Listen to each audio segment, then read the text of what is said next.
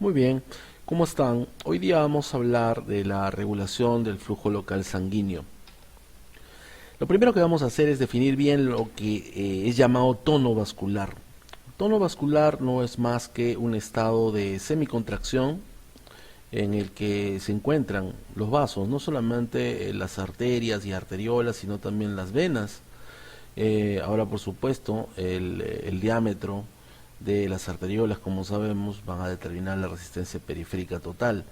Ahora, este diámetro que se mantiene entre ciertos rangos, como vemos acá, tiene una serie de influencias que quieren que disminuya, que serían influencias vasoconstrictoras, y otras que se dilaten, ¿no? Que serían influencias vasodilatadoras. Entonces tiene que haber un equilibrio entre estas dos, y ese equilibrio determina el denominado tono vascular. Vamos a ver más adelante en detalle justamente de estos elementos. Con respecto a la vasoconstricción, podríamos ir avanzando, ¿no? Con respecto a que se va a producir la contracción, por supuesto, del músculo liso, y que esto usualmente es producido por estimulación simpática, pero como vemos acá puede haber una serie más de factores de tipo local, principalmente endotelio o tejido que circunda a la microvasculatura, en este caso las arteriolas, que también puede producir vasoconstricción.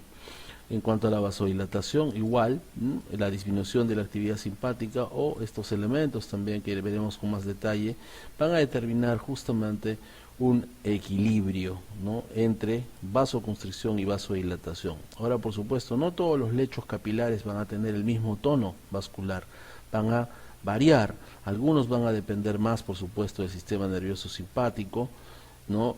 Como son, por ejemplo, la piel y también el músculo en reposo, así como la circulación esplácnica en muchos casos, y otros no tanto, van a depender de mecanismos locales.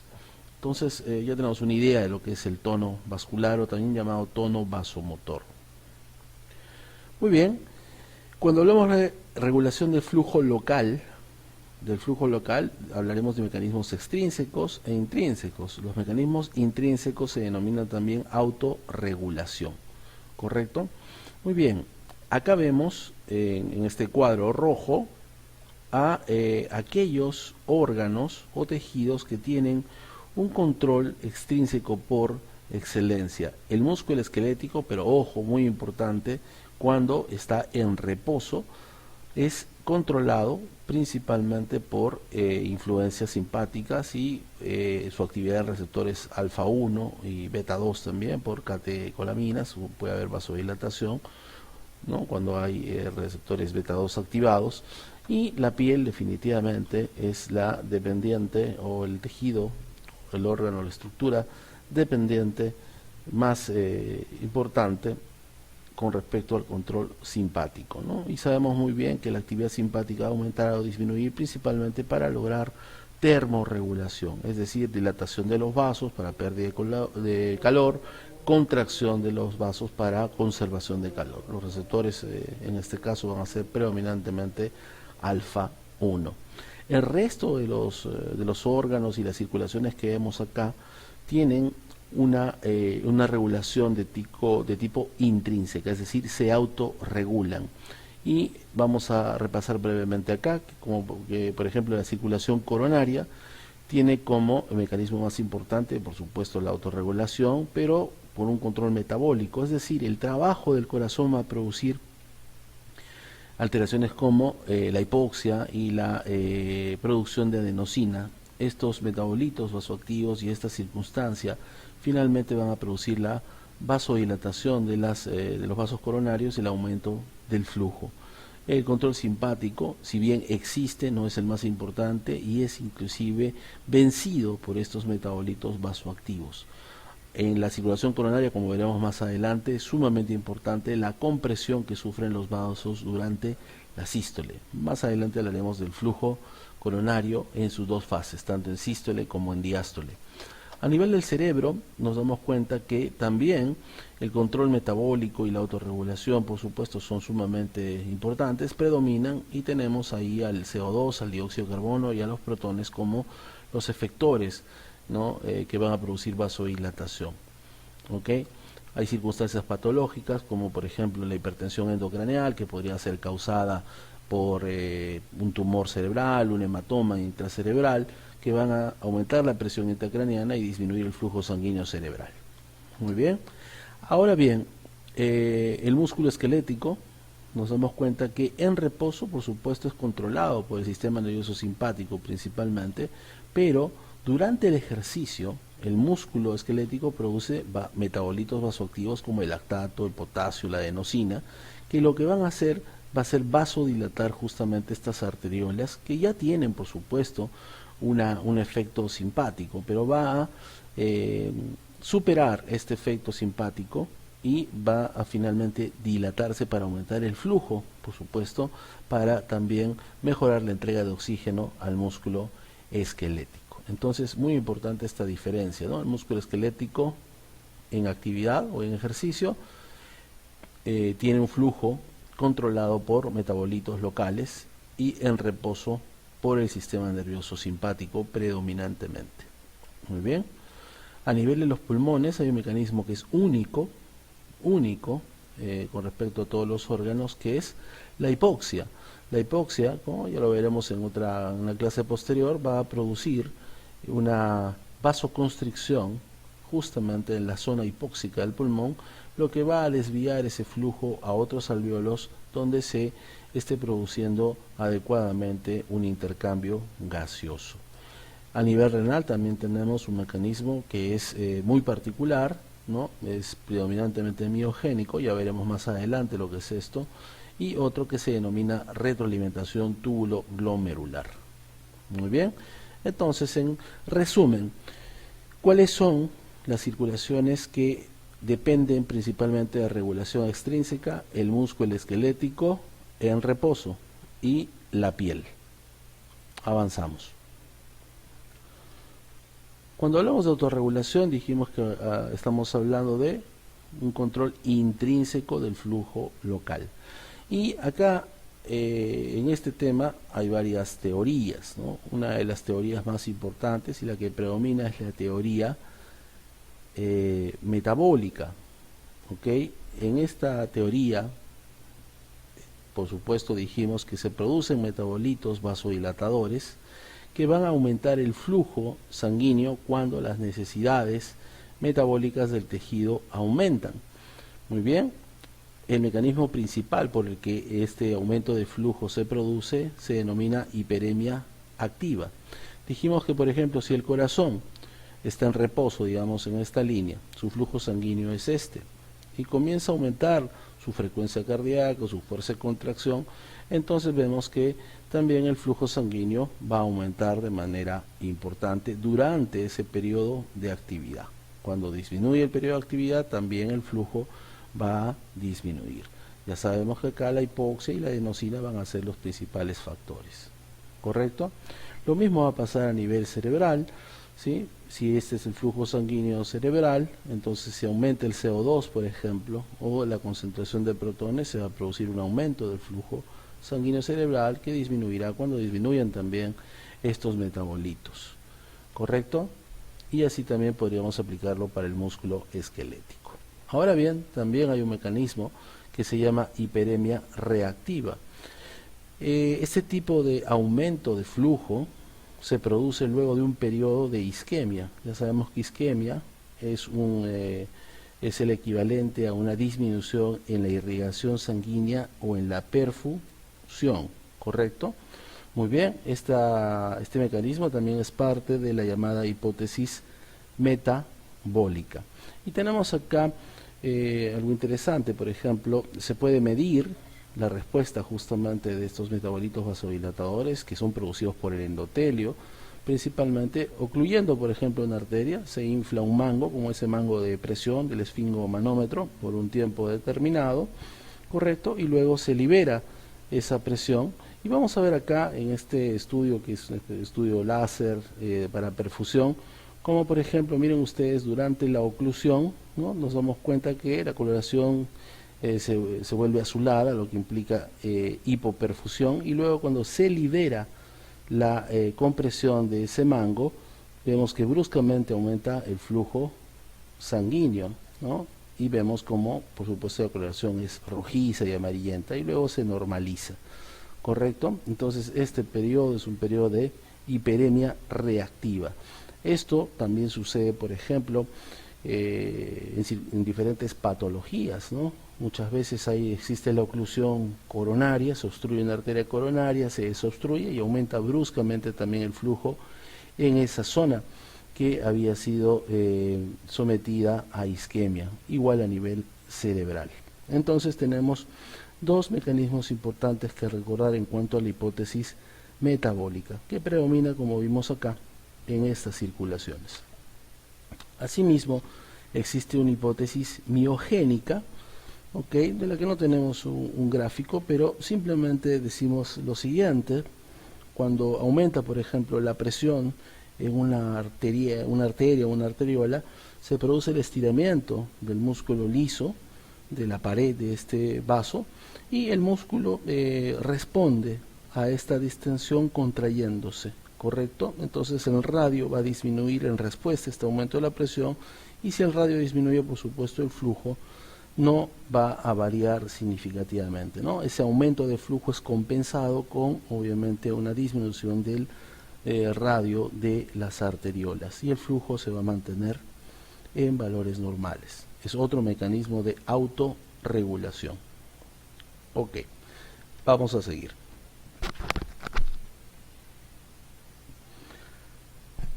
Acá vemos algo sumamente interesante que nos va a explicar de una manera mucho más clara el término autorregulación.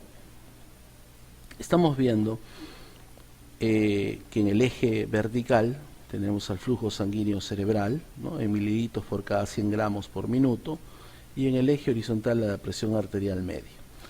Vemos también en este gráfico cómo se han determinado dos límites, ¿no?, entre 50 y 150 milímetros de mercurio de presión arterial media, en las cuales el flujo sanguíneo se mantiene sin variación, ¿correcto? Se mantiene entonces continuo, estable.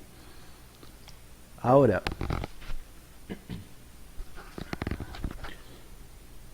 veamos lo siguiente.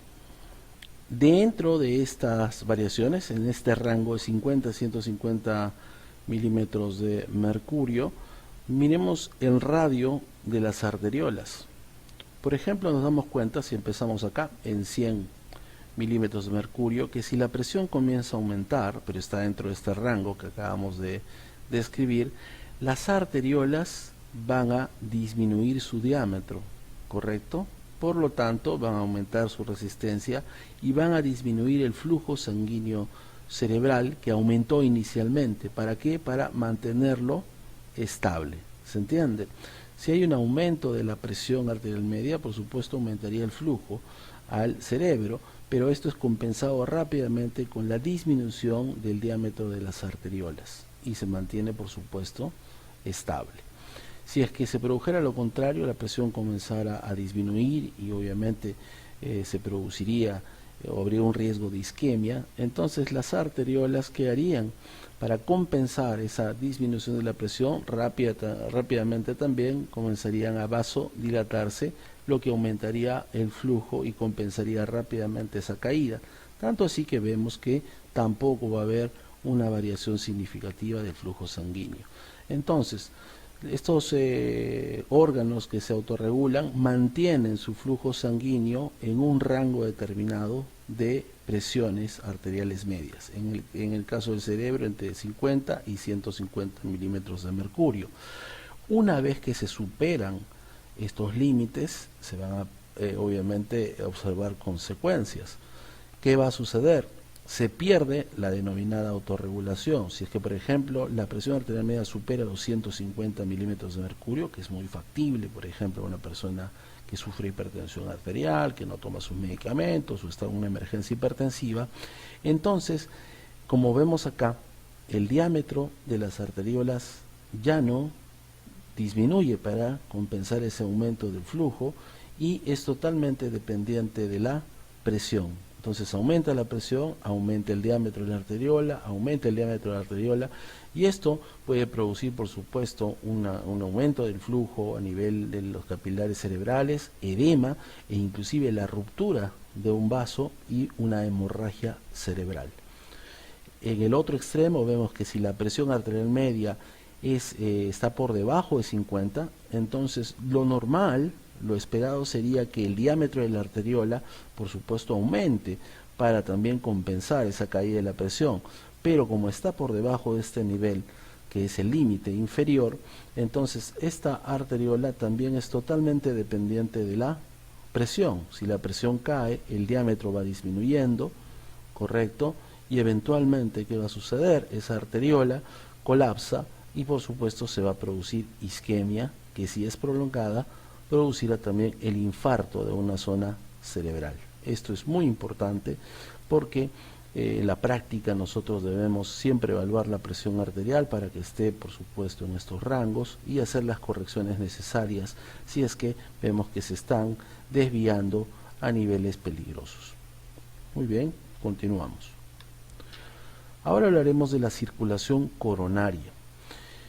Muy bien, el flujo coronario es sumamente interesante por varias razones. Primero, es sumamente alto, 0,7 a 1 mililitro por minuto por gramo de tejido cardíaco, y esto es sumamente importante. Puede aumentar 4 a 5 veces por vasodilatación cuando aumenta la demanda de oxígeno por el miocardio, por ejemplo, en ejercicio, en el estrés. Este aumento del flujo coronario durante estas circunstancias se denomina reserva coronaria. Muy bien, reserva coronaria. Por supuesto va a depender de muchos factores, pero uno de los más frecuentes va a ser la presencia o no de la obstrucción de arterias coronarias producto de aterosclerosis en pacientes, por supuesto, de alto riesgo que usualmente tienen como enfermedades de fondo hipertensión arterial o diabetes o hipercolesterolemia, entre otros factores de riesgo. Muy bien, el flujo coronario se acopla firmemente a la demanda de oxígeno, ¿correcto? ¿Sí? Esto es muy importante. Entonces, si la demanda aumenta, tiene que aumentar el flujo, ¿ok? ¿Por qué? El corazón tiene algo, una característica sumamente importante. El consumo de oxígeno basal del corazón, que nunca descansa, por supuesto, es sumamente alto. Consume entre 8 a 10 mililitros de oxígeno por minuto por cada 100 gramos de tejido cardíaco, ¿ok? Esto va a producir una diferencia arteriovenosa muy elevada, de hecho la máxima de cualquier órgano del cuerpo, que es de 10 a 13 mililitros por cada 100 mililitros de sangre. ¿Qué sucede entonces? Prácticamente, para decirlo en una forma simple, prácticamente todo el oxígeno que llega al corazón es extraído del corazón. ¿Se entiende? Entonces la única forma en la que el organismo puede ofrecer más oxígeno es aumentando ¿qué cosa? Aumentando el flujo sanguíneo, que puede aumentar hasta 4 a 5 veces. Si es que aumentan las demandas de oxígeno y no aumenta el flujo, entonces obviamente va a producirse hipoxia a nivel del tejido cardíaco. La autorregulación, que ya vimos anteriormente su definición, se encuentra entre 60 y 200 milímetros de mercurio. Es un rango bastante amplio también, lo que obviamente va a favorecer el funcionamiento de este órgano vital, ¿correcto? Y vemos en este gráfico como, por ejemplo, el nivel tisular de oxígeno va a depender justamente de estos dos factores: la demanda de oxígeno, que puede aumentar en el ejercicio, en el estrés, en general, en estas circunstancias, y la oferta de oxígeno, que depende de quién, del flujo sanguíneo coronario, pero por supuesto también no nos olvidemos del contenido arterial de oxígeno, ¿no? Estos dos elementos ya los hemos revisado porque se encuentran dentro de lo que llamamos la entrega de oxígeno o DO2, ¿no? Sabemos muy bien que el determinante principal del contenido arterial de oxígeno es la concentración de hemoglobina y su saturación. ¿Ok? Entonces la demanda de oxígeno claramente va a producir, si aumenta, también un aumento de la oferta de oxígeno. Si no se produce este acoplamiento, vamos a tener consecuencias sumamente serias, ¿no? Dependiendo, por supuesto, de la edad y las condiciones del paciente. Acá podemos ver claramente esta relación.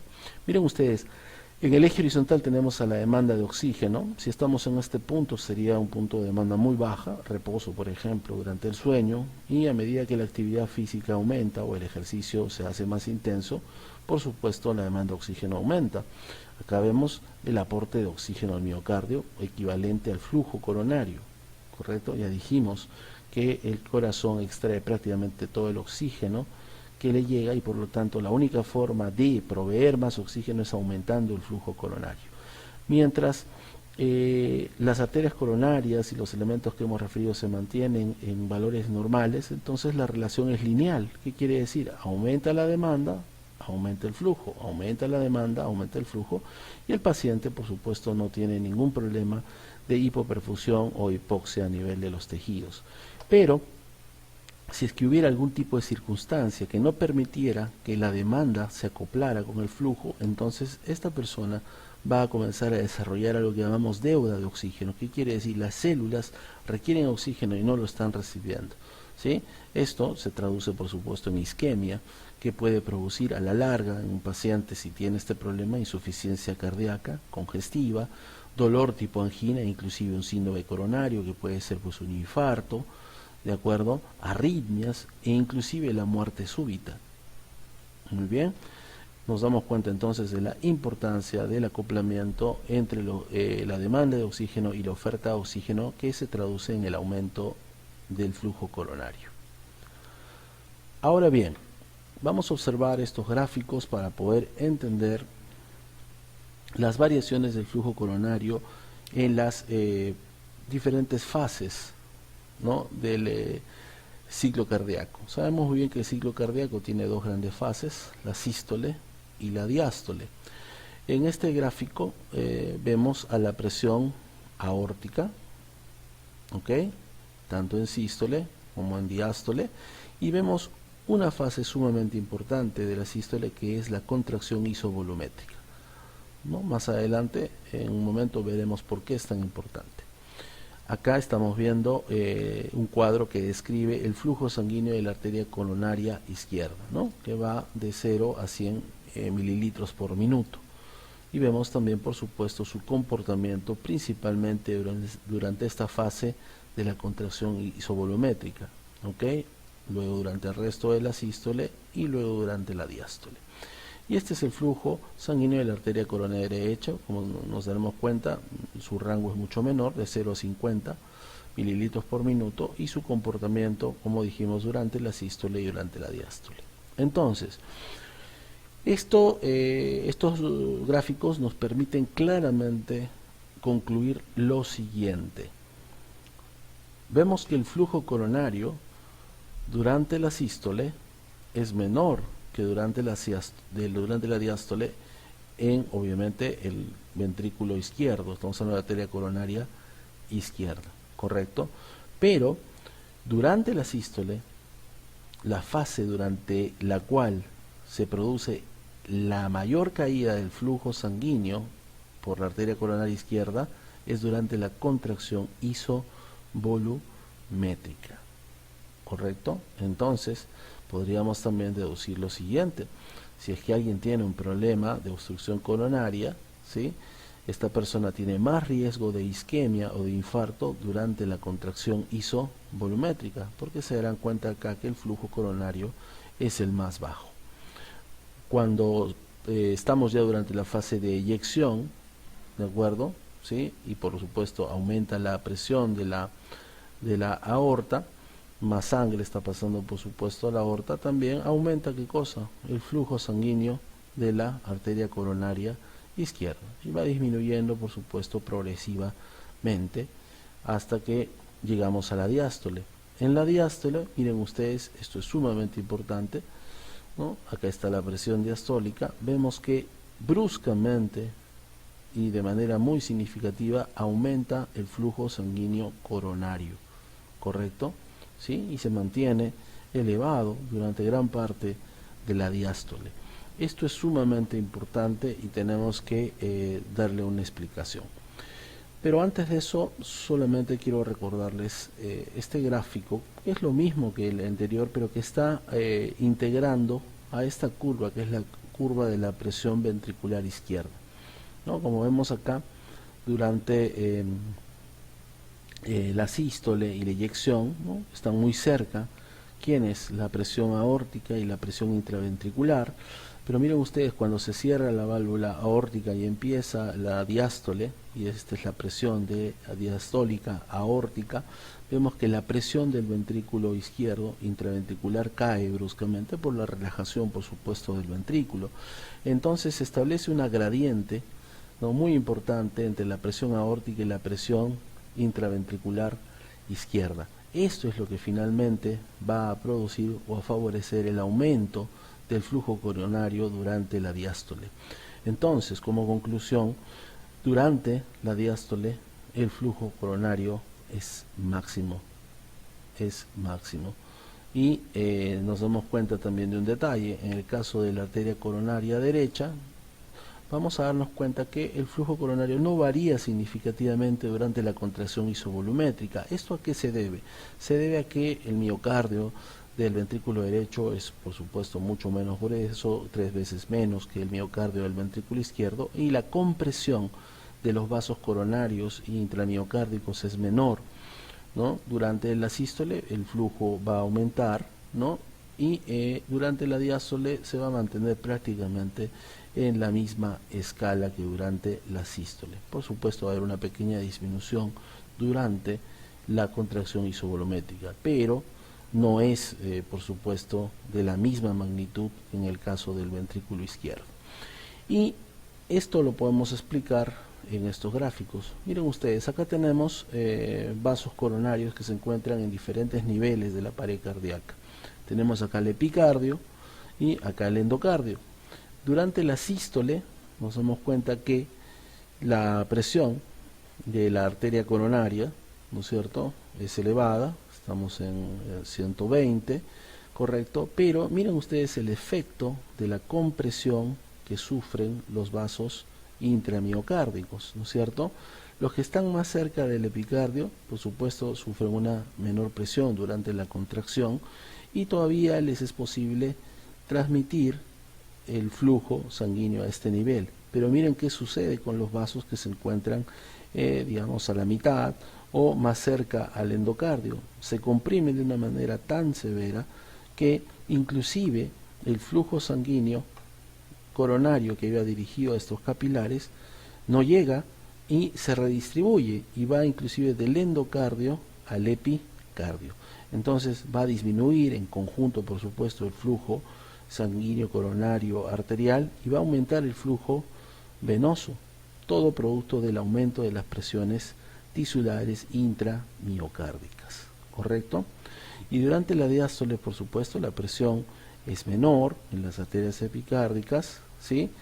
Pero ya no existe esa compresión tan severa del miocardio sobre los vasos miocárdicos, y el flujo coronario, por supuesto, va a ser mucho más significativo, y miren ustedes, va a predominar inclusive en el endocardio. Entonces el flujo sanguíneo coronario aumenta, hay una gradiente de flujo a favor del endocardio, que es el mejor perfundido durante la diástole, y por supuesto disminuye el flujo venoso, ¿correcto? No se olviden entonces de estas características e influencias sobre el flujo coronario. Muy bien, y ahora tenemos una aplicación de lo que hemos explicado durante esta clase. Hablamos en la primera videoclase sobre la importancia del estudio de la fisiología y fisiopatología cardiovascular. Sabemos muy bien que la enfermedad que produce más muertes en el mundo es la cardiopatía isquémica, el infarto o miocardio en sus diferentes variantes, ¿correcto? Entonces, si es que hay una prueba que ayuda y mucho justamente al diagnóstico o a la evaluación de un paciente que ya ha tenido un problema coronario, es la denominada prueba de esfuerzo. Esta prueba se basa en simple, de una manera, digamos, mucho más, o de la manera más simple que la podamos explicar, en evaluar cómo está el aporte de oxígeno, es decir, el flujo coronario, cuando se somete una persona a una circunstancia en la que aumenta la demanda de oxígeno, es decir, cuando hace ejercicio. Acá vemos que esta persona se encuentra en una banda sin fin, ¿no es cierto? Y va a ser sometido a un ejercicio, pero con una vigilancia sumamente cercana de la actividad cardíaca. Ahí están sus electrodos para, por supuesto, poder ver el electrocardiograma y detectar cualquier variación, también el control de la presión arterial, y lo que vamos a hacer es que esta persona comience a hacer ejercicio. ¿Esto qué va a hacer? Va a aumentar, por supuesto, la demanda de oxígeno a nivel del corazón y debería aumentar el flujo coronario de manera lineal, como vimos. Esto se llama reserva coronaria. Pero si este paciente tuviera, por ejemplo, una arteria obstruida de forma significativa, que durante el reposo no le cause problemas, ¿correcto? Durante el reposo no tenga mayores síntomas, pero al aumentar la demanda de oxígeno y esa arteria al no poder dilatarse y aumentar su flujo, va a producir síntomas como por ejemplo dolor torácico, ¿correcto? Que obviamente nos va a hacer pensar en que hay un déficit en cuanto a la oferta de oxígeno. Este déficit en la oferta de oxígeno o déficit en la reserva cardíaca se va a traducir seguramente en alteraciones en el electrocardiograma, ¿correcto? Ahora bien, si bien estos pacientes son de los más beneficiados con este tipo de pruebas, no son los únicos. Los deportistas, y más adelante veremos, por supuesto, en una clase y también una práctica específica, como también este tipo de pruebas se utilizan para los atletas, ¿no? Y para ver justamente cómo se encuentra su oferta de oxígeno frente a un aumento del consumo de oxígeno. Bueno, lo veremos con más detalle en las siguientes clases. Ok, eso es todo por esta clase. Por favor, profundicen los conocimientos que se han vertido de acuerdo a sus objetivos, a sus logros en las guías y participen activamente en las prácticas. Nos vemos pronto.